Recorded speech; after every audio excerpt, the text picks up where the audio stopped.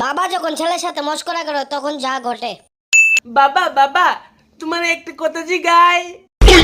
কিতা জিগাই বিজি গা তাড়াতাড়ি আমি পেপার পড়তাছি। বাবা বাবা সরকারি দল মানে কিতা গো?